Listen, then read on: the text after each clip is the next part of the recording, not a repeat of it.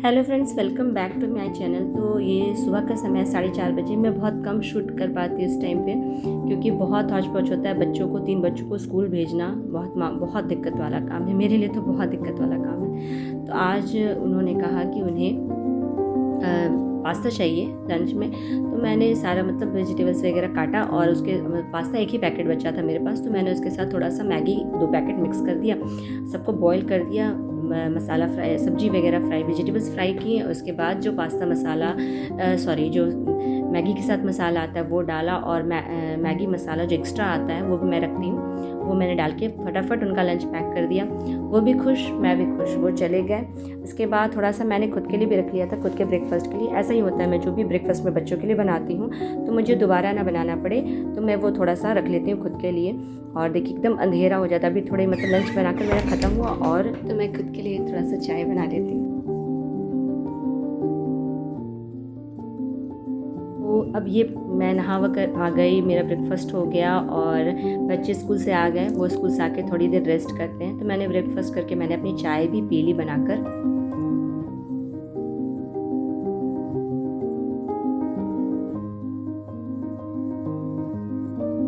अब दिवाली बहुत नज़दीक है, तो मैं अब क्या कर रही हूँ ना कि अगर एक दिन में आप दिवाली की सफाई तो कर नहीं सकते हैं, और बच्चे हैं, उनके स्कूल हैं, तो मैं क्या कर रही हूँ ना, सारे डब्बों को धोकर अभी से ही रख लेती हूँ। और जो जैसे कुछ भी सामान है वो भरना है, वो भरकर अच्छी तरह से छाट कर, जैसे ये बादाम को मैंने आज बादाम वाला डब्बा भरा, बादाम को धूप दिखा दिया, उसको भर लिया। तो ऐसा करके मैं करती हूँ। मैं बच्चों के रूम में बैठूँगी, चाय वाय पीऊँगी, उसके बाद खाना बनाएंगे। ले कढ़ी बना देते, कढ़ी, गोभी का बचका और भुजिया। कैसा रहेगा? गोभी का बचका? सॉरी, कद्दू का बचका।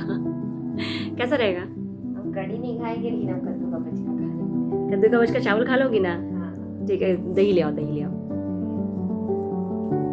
क्या गोभी? सॉरी, गोभी का बचका नहीं, कद्दू का बचका, वही बनाते हैं आज, कढ़ी चावल। तो ये दोपहर की हमारी रोज़ की डिस्कशन है, क्या बनेगा। तो यहाँ पर मैं लास्ट में हमने डिसाइड किया कढ़ी चावल, और कद्दू था, कद्दू का बचका। बहुत अच्छा लगता है कढ़ी, आलू की भुजिया, कद्दू का बचका, मस्त थाली है हमारे बिहार की। यहाँ पर कढ़ी को बेसन को मैंने फेंट लिया है, हल्दी नमक, पहले हल्दी डालकर फेंट लेते हैं, उसके बाद उसमें मिर्च और नमक मिलाकर इसको अच्छी तरह से फ्राई कर लेते हैं। एकदम फ्लफ़ी बनाकर फेंटने से बहुत अच्छा इसका ये बरी बनता है, फ्लॉड़ी बनता है, जो हमारे यहाँ फ्लॉड़ी कहते हैं इसे। इसके बाद उसी बेसन में जो बचा हुआ रेस्ट बेसन में थोड़ा और बेसन मिलाकर मैंने दही डालकर उसको अच्छी तरह से पहले फेंट लिया है। उसके बाद उसमें नमक ऐड किया है, हल्दी ऐड की है, मिर्च ऐड की है, जो भी आपको ऐड करना है इस टाइम आप यहाँ पे ऐड कर सकते हैं। फिर इसको भी अच्छी तरह से मिलाकर यहाँ पर मैं एक तड़का तैयार करती हूँ, जिसमें कढ़ाई में मेथी, मिर्चा और लहसुन को छोटा छोटा काट कर वो सब मैं तड़के में लगाती हूँ, और हींग। इसके बाद मैं सारा जो मैंने फेंटा है अभी, उसको मैं डालकर अच्छी तरह से बॉईल कर बस मेरी कढ़ी तैयार है। यहाँ मैं उसी की तैयारी कर रही हूँ, और उसके साथ साथ में आलू की भुजिया भी बनाऊँगी। मेथी मिर्चा का फ़ौरन देके सादा आलू का भुजिया, जो हमारे बोला जाता है, सिर्फ हल्दी नमक देकर उसको बोला जाता है सादा आलू का भुजिया। तो बस मैं वही बनाऊँगी आज, और कुछ नहीं। और इसके बाद कद्दू के पकौड़े रहेंगे। बस मस्त थाली है, कभी ट्राई कीजिएगा, बहुत मज़ा आएगा।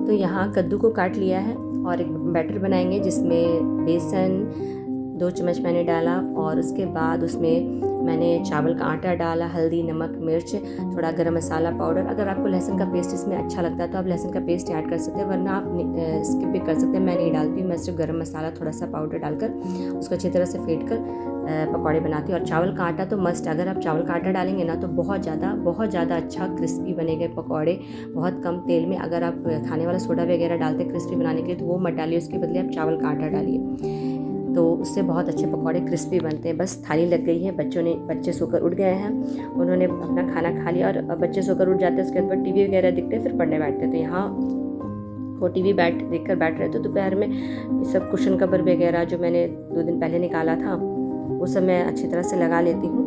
उनके साथ एक क्वालिटी टाइम भी स्पेंड हो जाता है बच्चों के साथ। थोड़ा सा घर सेट कर लिया दोपहर में ही, क्योंकि सुबह नहीं टाइम मिल पाता है मुझे।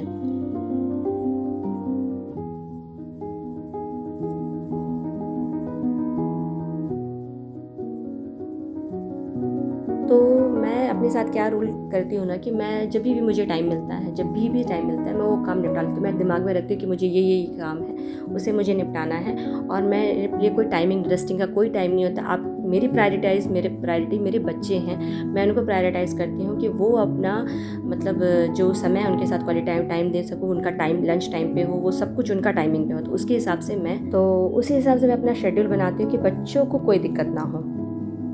हाँ, हस्बैंड आ गए हैं, उनके साथ हमने चाय टोस्ट खाया, बटर टोस्ट, और उसके बाद लंच की तैयारी होगी। तो आज जो कढ़ी चावल बने थे, तो मेरे पास भुजिया और कढ़ी तो बचे हुए थे। तो रात में मैं अधिकतर ऐसा ही करती हूँ, अगर सुबह का लंच की तैयारी नहीं करनी होती है, बस सुबह के लंच की तैयारी करती हूँ, जो भी काटना वगैरह करके मैं फ्रिज में रख देती हूँ, ये सुबह मुझे बहुत आराम हो जाए। और अभी बस वही खाना होगा, लेकिन अभी कुछ स्पेशल मीठा बना रही हूँ मैं। इसके बाद मतलब चाय पीने के बाद मैं एक स्पेशल मीठा बनाऊँगी। जो मीठी मठरी होती है वो हमारे यहाँ बनती है, खाजा आप कभी बिहार वगैरह आए हो तो खाजा नाम सुना होगा। तो वो बहुत ही टाइम टेकिंग होता है, लेकिन उसके बदले ये आप बना लेना तो बहुत अच्छा होता है। तो यहाँ पर मैंने 250 ग्राम मैदे में थोड़ा सा घी का मोयम दिया है, और थोड़ा सा खाने वाला सोडा ½ टीस्पून दिया है।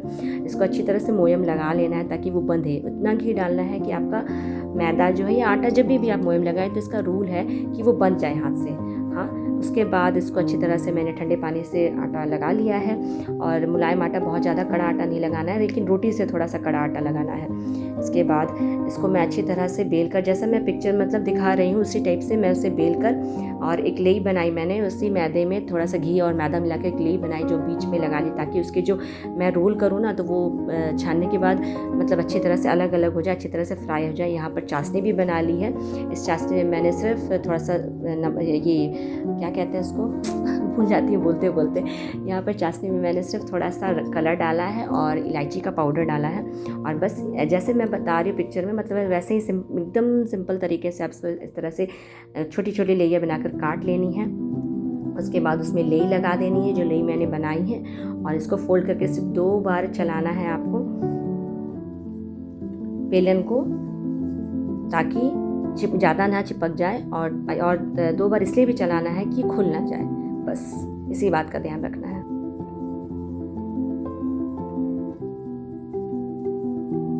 फिर इसको एकदम गरम तेल में, मतलब गरम तेल गरम करके उसको लो फ्लेम पे एकदम सेक लेना अच्छी तरह से, एकदम जैसे नमकीन होती है। इसको आप स्टोर करके 15 दिन तक भी रख सकते हैं। और जब आपका मन करे, चाशनी गरम किया या चाशनी बना ली, उसमें डिप किया, 2-4-5 मिनट रहने दिया, उसके बाद उसको ड्राई फ्रूट के साथ गार्निश करके आप इंजॉय कर सकते हैं।